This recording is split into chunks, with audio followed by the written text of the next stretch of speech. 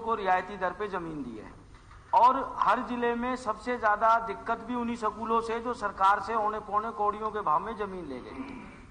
और उस समय वो जमीन जो थी तकरीबन पार्कों की और ग्रीन बेल्ट की थी। कोर्ट का आदेश भी आया कि भाई जो सेक्टर कटता है उस सेक्टर में पार्क और ग्रीन बेल्ट की जो भी कॉस्ट होती है उसकी कॉस्ट उस सेक्टर वाले के ऊपर होती है। बच्चों के एडमिशन की प्राथमिकता उस सेक्टर के बच्चों को हो, वो नहीं हो पाया।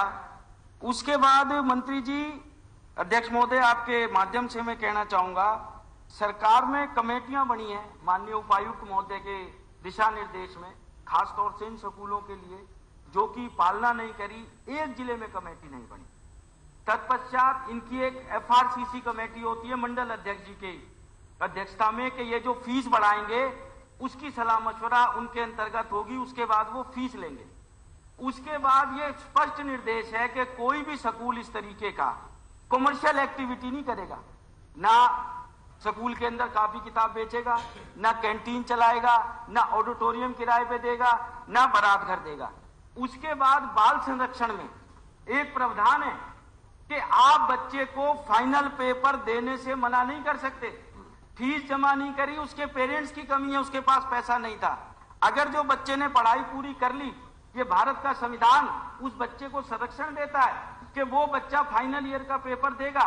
फरीदाबाद में ही ऐसे उदाहरण है कि FIR दर्ज हो गई है, उन स्कूल वालों पे कोई कार्रवाई नहीं हुई। और सबसे अंत में अध्यक्ष महोदय, जो सबसे बड़ी बात है, भूतो ना भविष्यति, एक गरीब आदमी 100 गज का मकान ले ले HSBP डिपार्टमेंट में, उसको रिज्यूम का ऑर्डर मिल जाए, पहली बार में ही उसका प्लॉट HSBP खड़क लेता है। फरीदाबाद में 8 स्कूल ऐसे हैं जो कि 2 बार रिज्यूम हुए, आज तक वो स्कूल चल रहे हैं। अलॉटमेंट की शर्तों में साफ लिखा हुआ है कि ये नॉन ट्रांसफरेबल हैं। पर मंत्री जी, हाथ जोड़ के विनती है, क्योंकि स्कूल 3 तरीके के, एक हमारे गली मोहल्ले में चल रहे हैं 100, 200, 500 गज के में, गरीब के बच्चों को पढ़ाते हैं, वहां इतनी दिक्कत नहीं आती। एक है 5 स्टार स्कूल जो अपने 5-10 एकड़ जमीन ले रहे हैं और रईसों के बच्चे पढ़ रहे हैं, वहां की ग्रीवेंसेस भी नहीं आती। चाहे 134A का मसला हो, जो ये सरकार से फ्री की जमीन लेंगे ना जी, सबसे ज्यादा तकलीफ ये है। और ये मंत्री जी पैरेलल गवर्नमेंट बन गई हैं। आपसे उम्मीद है हमें कि इस शिक्षा के व्यवसायीकरण को रोकिए। जो सरकार के कानून कायदे इन पे लागू होते हैं, भले ही जमीन सन 97 से पहले अलॉट हुई थी, पर 99 साल के लिए अलॉट हुई थी। सरकार का नियम कायदा उनको हर साल मानना है, ट्रांसफर नहीं कर सकते।